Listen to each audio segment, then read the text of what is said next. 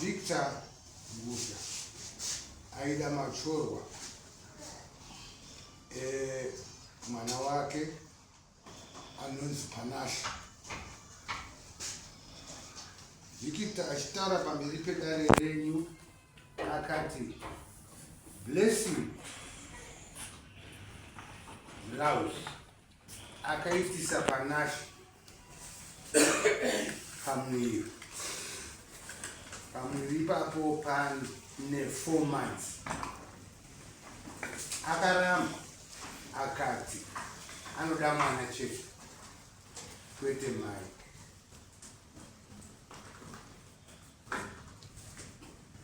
Baba wakati Victor akati kana zvakadaro zvino ndinoda machorwa anombe 3 mbudzi 3 ne$1,500. Blessing abvunzwa nedare renyu. Blessing akati ichokwadi, asi pamwe ndepangu pamwiri ipapo pane 4 months. Tutara zvekumba kwake uye akati iyeyo Panasha anga asingatedzi mitemo yepamba pavo. Vabereki wake wakamutora kuenda naye kumba kwavo. Akati ndichazoda DNA cause performance yaakutaridza hatina kumborara tese. Panasha akataurirawo dare abvunzwa nedare. Panasha akati handizivi mumwe mukomana kunze kwake.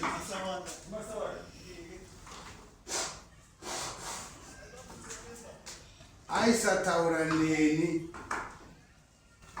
saka ndakaenda zvangu kwana mai wangu. Dareka nditomirira kuzvarwa kwemwana for DNA test. Dareka zendera mbiri chiti kana Blessing anyepa anobvisa mbudzi 3, mombe 3 nemombe 1 yedare. Kana Panasha anyepa, it's a vice versa. Zvinongopinduka zvakadai zvakaenda zvakadai. Anobviswa izvozvo achibvisira kune Blessing. Zvino nhasi DNA yauya changamire ndiri pamberi penyu. Vanhu vese vari muno, mwana akazvarwa makanga ari mutorwa DNA. Panasha makanga ari mutorwa DNA. Matorwa panapa nemwana akuti right. Blessing mwana akabuda achinzi asi wako unoita sei? Unoda here kuzoripirwa? Unoda here kuripirwa zvakataurwa kuti kana akanga ari manyepo unoripirwa? Hatuti iwewe unoda here kuripirwa kana unoita kuti hawa vanati zvavanondiregererawo? Vanhu vachingokwanisa kungochitaura vanongochitaura hausi kutaura Blessing. kuti kana kuripirwa munhu wese anotoda kutoripirwa. Kana zvichikwanisira hazi kuti kana ndikwanise kuwanipawo ndowanipawo. Ndozvori kubvunza kuti zvikaonekwa kunzi mwana haasi wako unoripirwa nei? Kuti wakatezera uredi watotaura toda machorwa wawo mombe 3, mbudzi 3 ne$1,500 zvawakatema muno mudare. Iwewe kana zvisiri izvo urudawo chinyi kubva unatezera wawo? Kuti dare ranga rati vice versa. Kana zvisiri izvo unopiwa mombe 3, mbudzi 3. Ndo zvaunoda here?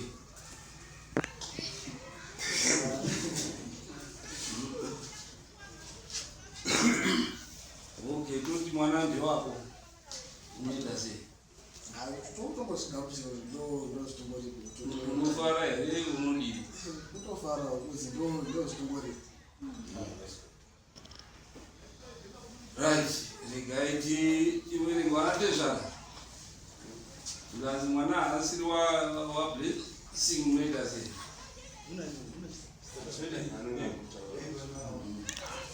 Zikazi mwana ndewapi? Mwanambe wangu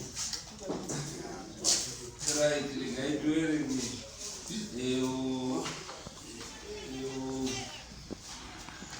zvakanyorwa muchishona saka zviri kunzi kuti blessing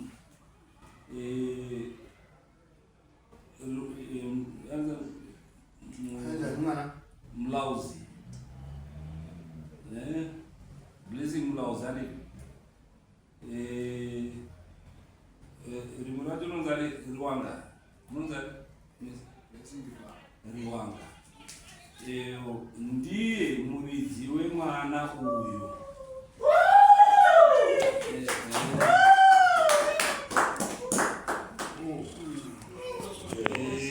pachirwa kuti ndiwe 99.9% mwana ndiwako.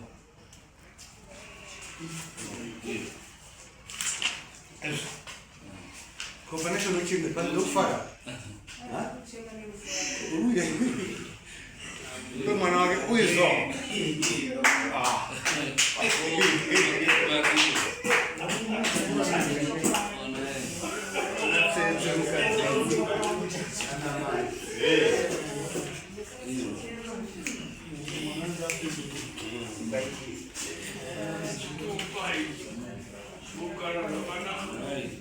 Saka vanatezvara vanoda kuripirwa mombe 3 nembudzi 3.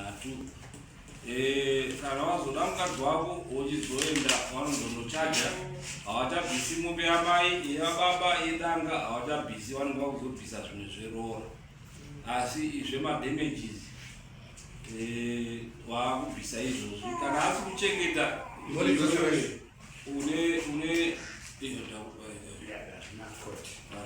iwe unoenda chi wana maresults, unoenda unopuwa chi maintenance yako. Kana asi kuchengeta major support, kana asina maintain mwana, kana vanhasi wauzwa kuti mwana wako mwana anoda kudii kuchengetwa sekuchengetwa kwawakaitwa navabereki wako. Handiti saka mombe 3 nembudzi 3 idzo nemakosi enyu imari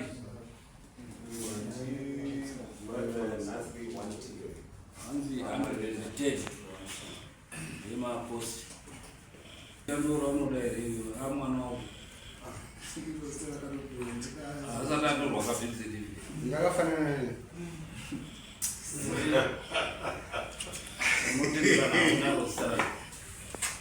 unoda kuti utumidze zita rako pamunondotora birth certificate, muchitotora birth certificate remwana.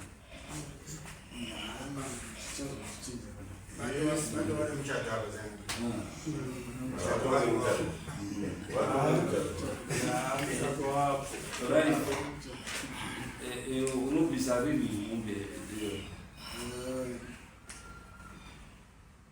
350 ne 110 ne 120 yembudzi yabvaita chi 1108 tatichi 1050 yemombe. Yembudzi tikati 120 uvaita 1107 plus 110 uvaita 1280 plus mbiri dzedare uvaita 1360.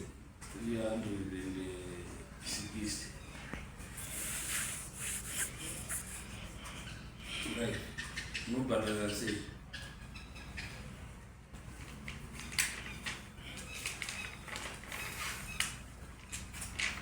Nitara titi vara matara. Chifunga semurume arikufara.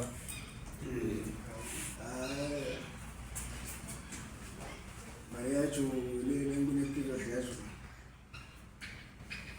Yokuva kuti ustake. Mari kubva pamwe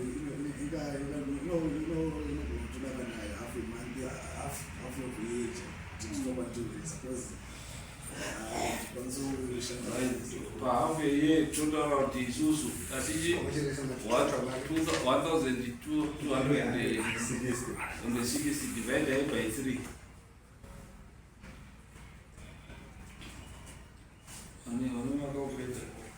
1260